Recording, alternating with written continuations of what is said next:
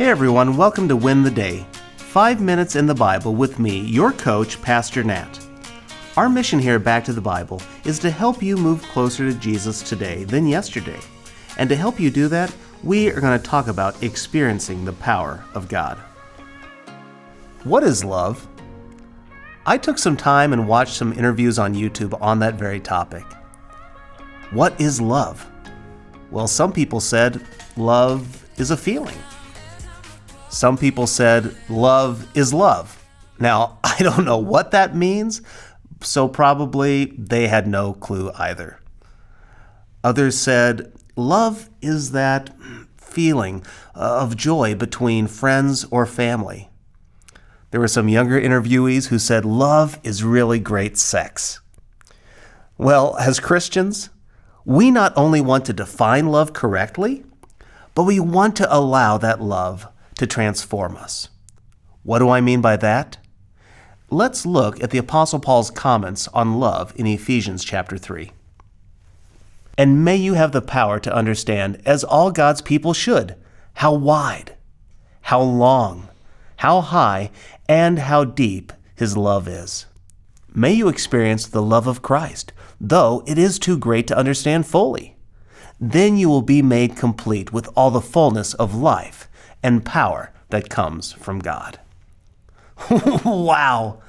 Can you imagine the limits of God's love?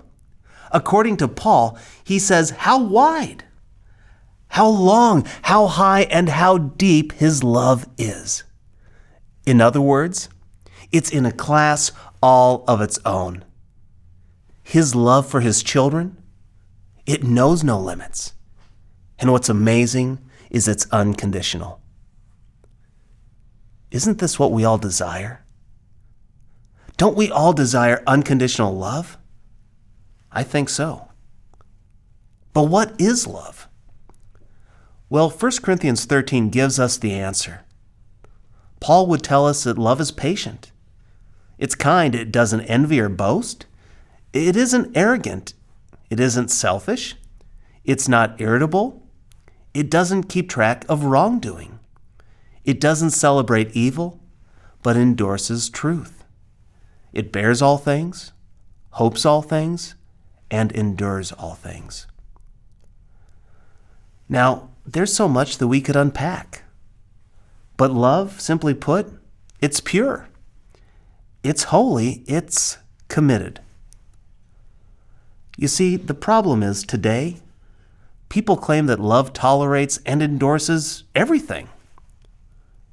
But the truth is, that's not love. That's actually hate. Because when you understand true love, it has holy boundaries. Love entails righteous judgment. But love also means forgiveness. You know, love isn't one-dimensional. Love is, I guess, Christ-dimensional. You know, there are few people in this world who get this. One person is my wife. I'm ashamed to say, but my wife has experienced hell with me in our marriage. But what's amazing is, she bore all things, hoped all things, and endured all things. She isn't resentful, and she never keeps track of wrong. You see, I am loved by her because she knows and she embraces the love of Christ. When we know and when we embrace the love of Christ, all of it, we can experience the fullness of life and the power of God. Today, here's my challenge for you. Look over 1 Corinthians 13 and identify where it is you excel in love. But also, identify where you struggle.